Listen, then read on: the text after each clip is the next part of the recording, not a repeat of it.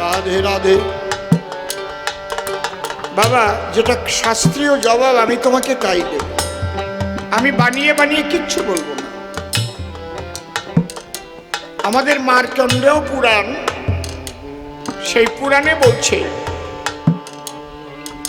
কলিযুগে 5টি জিনিস বর্জিত। কি কি?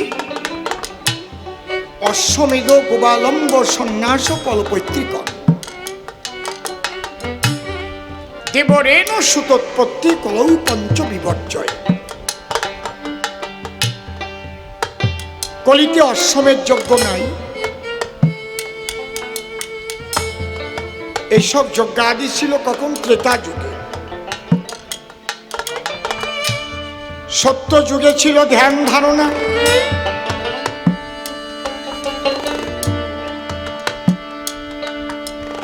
ত্রেতা যুগে ছিল যাগ যজ্ঞ, আরে তারপরে ছিল অর্চন বন্দন, আর কলিতে হরিনাম সংকীর্তন প্রেমানন্দ। হরি হরি বল ভক্ত, হরি বল হরি বল হরি বল। হ্যাঁ,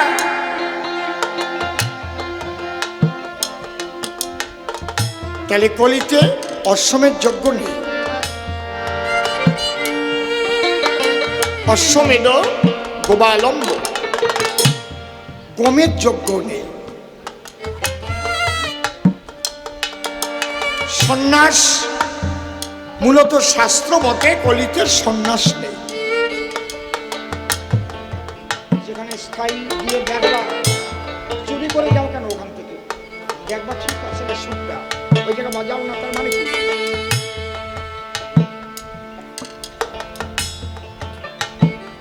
অশ্বমেধ, গোবালম্ব, সন্ন্যাস ও কল্পৈত্রিকম। তাহলে সন্ন্যাস কলিতে নাই। হ্যাঁ, আর কি নাই? মাংস দিয়ে পিতৃ শ্রাদ্ধ করা নাই, এটা আগে ছিল। আর কি নাই? দেবর দিয়ে সন্তান উৎপাদন নাই। নাই যখন বলেছে তাহলে বোঝা যাবে আগে এগুলো ছিল, তাই তো? তাই তো নাকি? আমি এসে দেখে বললাম খালি তাবু কেন, বিছানার চাদর নাই? তার মানে এর আগে কোনো বৎসর খালি তাবু ছিল না, বিছানার চাদর থাকতো। এই জন্য আগে এসেই ওকে বললাম খালি তাবু কেন রে, বিছানার চাদর নেই? ওরা বলতে ভয় পাচ্ছিল মনে হয় আমি কোনো জায়গায় আটকে পড়ি কিনা, মার খাইয়ে মরে কিনা, চাদর দিয়ে দরকার নাই, কোনো মতে তাঁবুর উপরে এসে বাড়িয়ে যাই।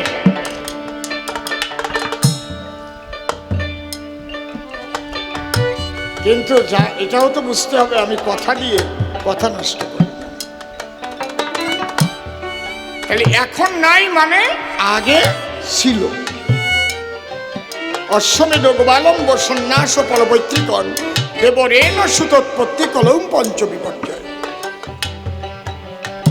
কলিতে হচ্ছে গার্হস্থ্য ধর্ম, এটাই শ্রেষ্ঠ। তাহলে আপনারা বলবেন শ্রীমান মহাপ্রভু শাস্ত্র বিরোধী কাজ করলো কেন? তিনি সন্ন্যাস নিলেন কেন? প্রকৃত মহাপ্রভু কোনোদিন সন্ন্যাস গ্রহণ করেননি মনে প্রাণে। কেন? মায়াবাদী সন্ন্যাসীদের প্রেম ভক্তি দিতে তার যেতে হবে কাশীতে, কারণ কাশীতেই হচ্ছে প্রকাশানন্দ সরস্বতীর ডেরা। ওরা আবার সংসারীর সঙ্গে কোনো ধর্মীয় আলোচনা করে না, সংসারীকে ঘৃণা করে তারা। তাই মহাপ্রভু দেখলেন ওখানে যেতে গেলে, বসতে গেলে আমার সন্ন্যাসী হতে হবে। হরি বল হরি বল। এখানে যারা বয়স্ক মানুষ আছেন, একটা টাইমের কথা মনে আছে? সিদ্ধার্থ শঙ্কর রায় যখন মুখ্যমন্ত্রী হয়েছিলেন, অনেক আগের কথা বলছি, নকশাল পিরিয়ড মনে আছে কি? ওই নকশাল বাড়ির চারু মজুমদার,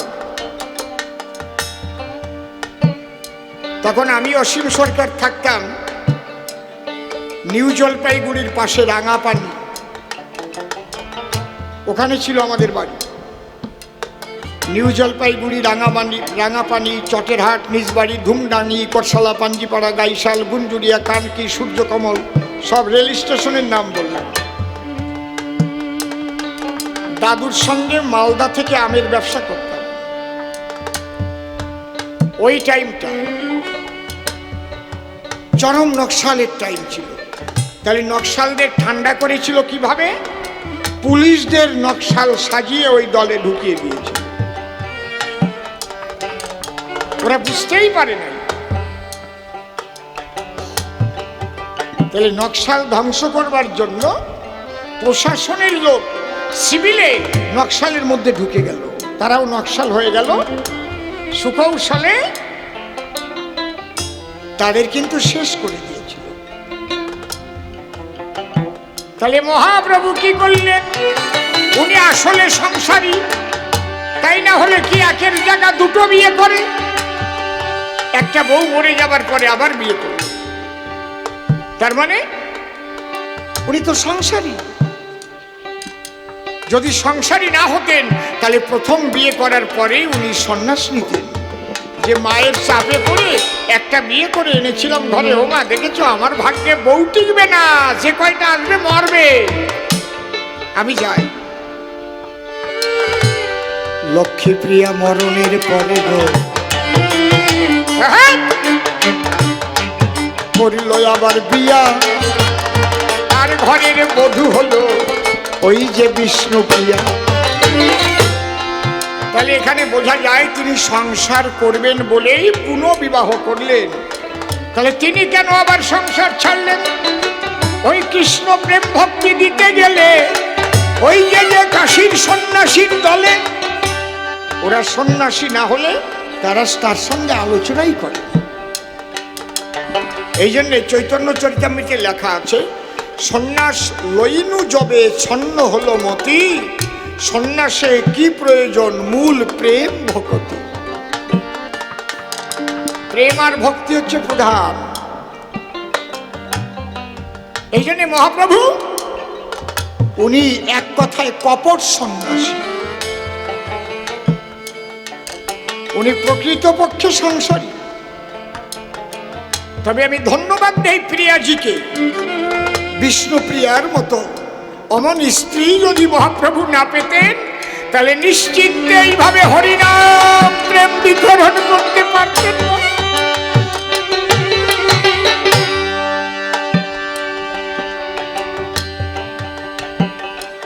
কোন কামুক যদি স্ত্রী হতো তাহলে ছেড়ে দিত। এই জন্যে প্রেমিকা সহধর্মিণী, তিনি জগতের কল্যাণের জন্য স্বামীকে পাঠিয়ে দিলেন, যাও। আর নিজে ঘরে বসে কি করতেন? প্রতিদিন এক একটা চাল সকাল থেকে হাতে নিতেন আর নাম করে ওই চালটা রেখে দিতেন। যতবার নাম করতেন ততগুলো চাল হতো, দিনান্তে তাই ফুটিয়ে যে কয়টা ভাত হতো তাই দিয়ে মহাপ্রভুর ভোগ লাগাইয়ে তারপর সে প্রসাদ পেত। হরিবল হরিবল।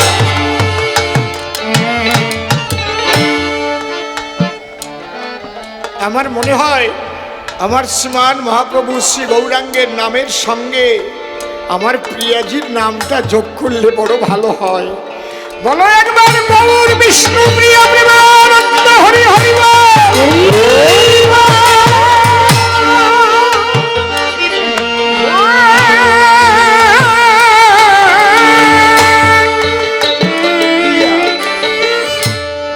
হরিবল।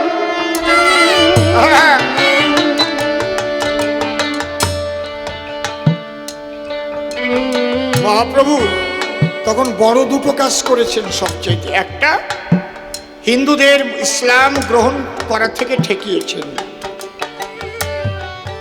কারণ ব্রাহ্মণ্যবাদ, সমাজপতি ব্রাহ্মণরা যেভাবে দলিত পতিত বলে এক শ্রেণীর মানুষদের হিংসা করত, তখন ছোট জাত বলে, এটা এখনো যে পুরোপুরি চলে গেছে তা না, এখনো আছে, বাংলার বাইরে এখনো অনেক আছে।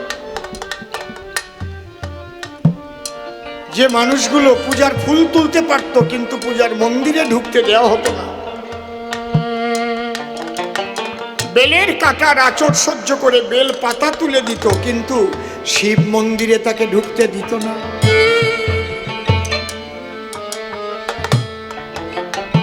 আমি তো সেদিন অবাক হয়ে গেছি। আমি কিচ্ছু বললাম না একটা কারণে, ভাবলাম 2 মাস পরে বলবো। 2 মাস আগে যাক, আমি চিহ্নিত করে রাখলাম, পাথরের মূর্তি শ্রেষ্ঠ না মানুষ শ্রেষ্ঠ?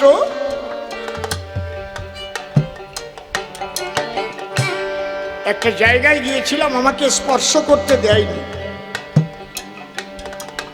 এখনো আছে।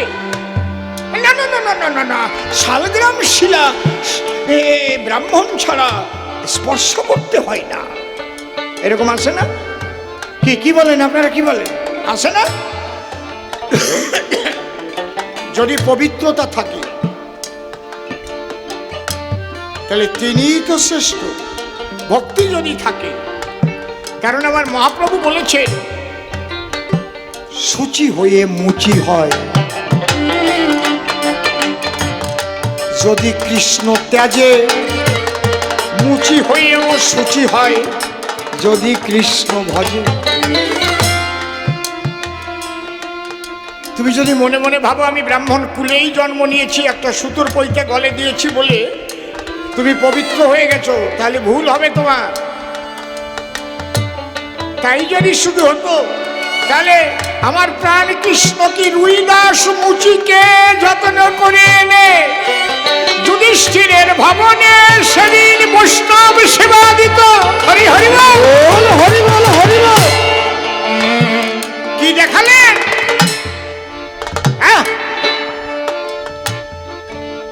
তুমি যাকে মুচির ছেলে বলে দূরে ঠেলে ফেলে দিচ্ছ, শ্রীকৃষ্ণ দেখিয়ে দিলেন মুচি হয়েও সূচি হয় যদি কৃষ্ণ ভজে।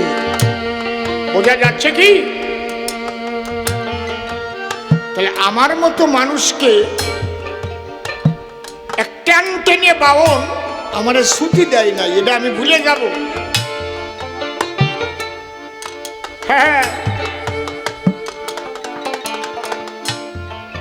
তাহলে সেই সময় কি অবস্থা ছিল? যে জন্য আক্কাচ আলী মন্ডল, হায়দার আলী শিকদার, হান্নান আলী বিশ্বাস, এরা কারা? এরা হিন্দু সমাজের দলিত পতিত লাঞ্ছিত বঞ্চিত সমাজের মানুষ। মহাপ্রভু 2 হাত বাড়িয়ে বললেন, ওরে কে বলছে তোমরা ছোট জাত? ঈশ্বরের দরবারে ছোট জাত বড় জাত নাই, শুধু আছে ভক্ত আর অভক্ত। তোমরা এসো, কৃষ্ণ প্রেম নিয়ে যাও, প্রেমানন্দে একবার কৃষ্ণ বলো।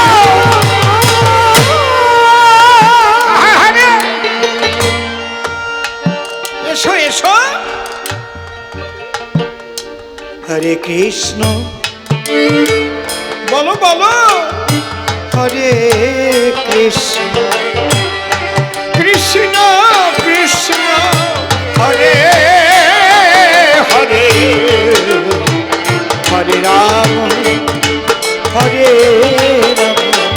এসো রাম রাম হরে হরে, নিতাই গৌর কৃষ্ণ হরে কৃষ্ণ কৃষ্ণ হরে হরে রাম হরে রাম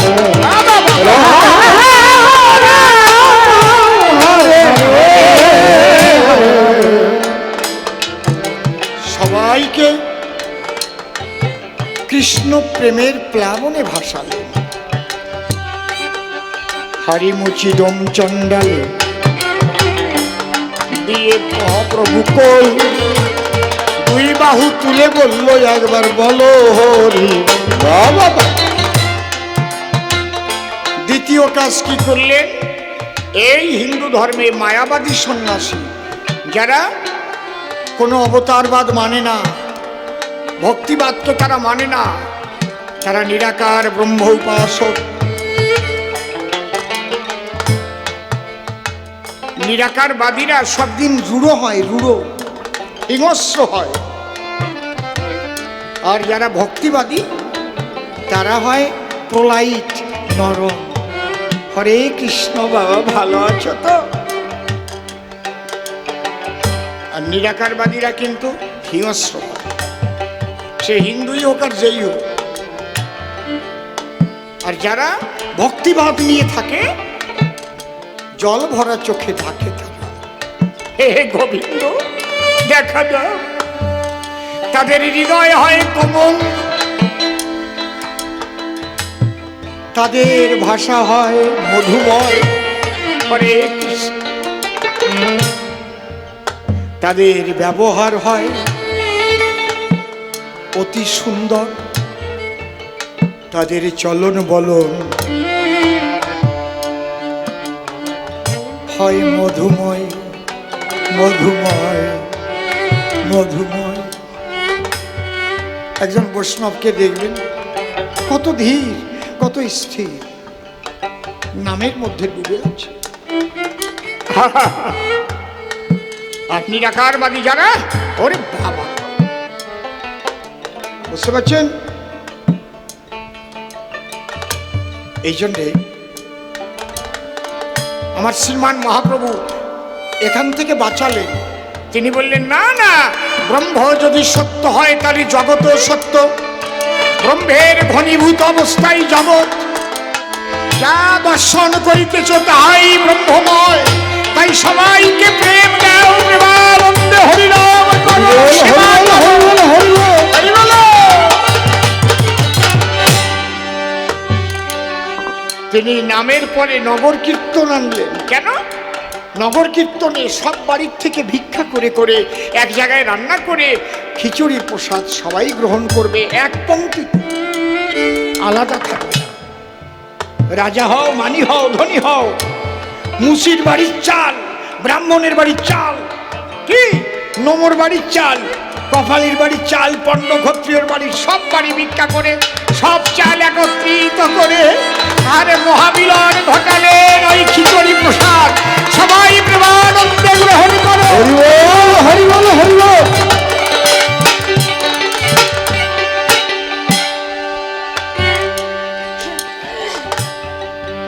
শুধু নেগেটিভ আলোচনা করতে নেই, নেগেটিভ যে জিনিসটা ছিল কিভাবে আমার মহাপ্রভু পজিটিভে আনলেন সেটা। আজকাল এক ধরনের কীর্তন নিয়ে বেরিয়েছে, তারা শুধু নেগেটিভ নেগেটিভ। আমার মনে হয় কোনো মুসলমান ভাইও বলার সাহস পায় না তারা যা যা বলে হিন্দু ধর্ম সম্পর্কে। আজ পর্যন্ত তারাও বলার সাহস পায়। ঠিক বললাম কি বেঠিক বললাম? হিন্দু সনাতন ধর্ম কি এত খারাপ নাকি? সব কিছু খারাপ নাকি ওর মধ্যে? হ্যাঁ, একটা বাড়ি ঘর করলেও তো তার মধ্যে পায়খানা বাথরুম থাকে না, ড্রেন থাকে না। আর তুমি যদি শুধু পায়খানায় যে গন্ধ শোকো, দেখি গুড় গন্ধ কেমন, প্রস্রাবের গন্ধ কেমন, কারণ সেই বাড়ি ঠাকুর বাড়ি আছে, ঠাকুর ঘর আছে, তা দেখো না চোখে? কি স্টাডি রুম চোখে পড়ে না? কত বইপত্র। এক ধরনের মানুষ আছে যারা এই হিন্দু ধর্মের বদনাম করবার জন্য কীর্তনিয়া সেজে গান গেয়ে বেড়ায়। তারা হিন্দু ধর্মের চরম শত্রু। এই শত্রুগুলোকে চিহ্নিত করা উচিত। তারা এই কথাটাই বলতে চায় যেন হিন্দু ধর্মে ভালো কিছু নাই, সব খারাপ। ঠিক বলছি না বেঠিক বলছি? আরে ভালোটা বলো, খারাপটা রেখে, খারাপটা তো বলবেই, যেগুলো খারাপ তার বিরুদ্ধে কথা বলো, কিন্তু এই খারাপের জন্য ভগবান ভালো কি শিক্ষা দিয়ে গেল সেটা বলো। হরিবল হরিবল। নাকি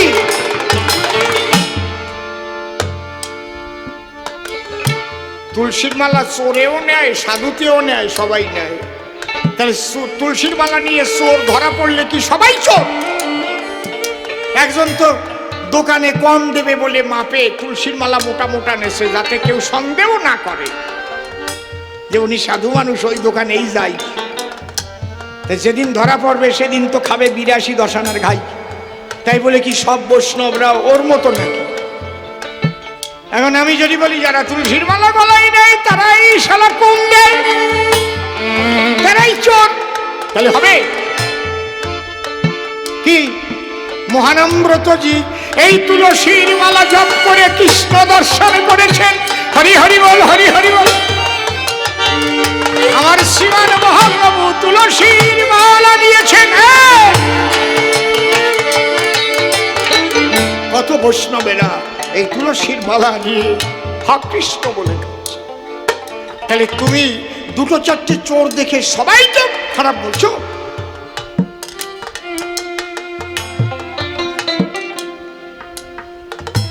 এই জন্য আমি শুধু নেগেটিভ আলোচনা করি না।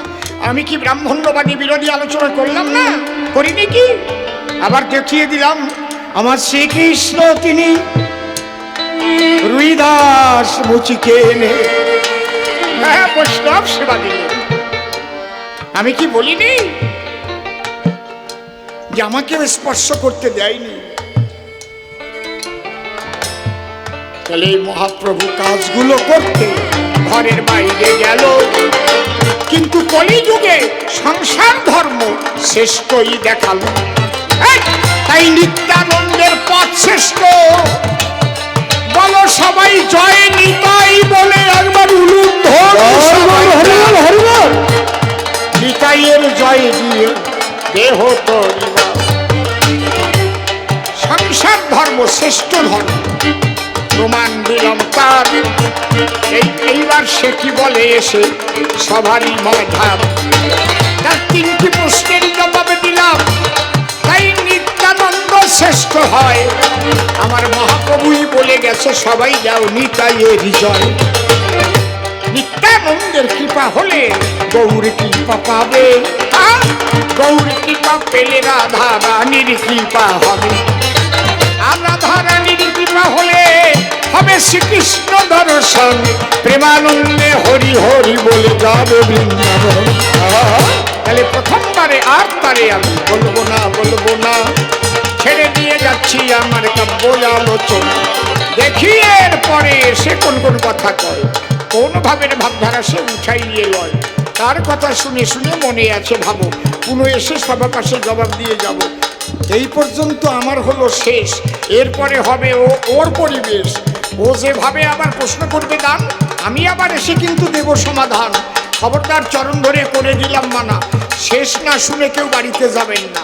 ওর পরে আমি আবার দর্শন দিয়া ওর প্রশ্নের জবাব আবার দেব বুঝাইয়া।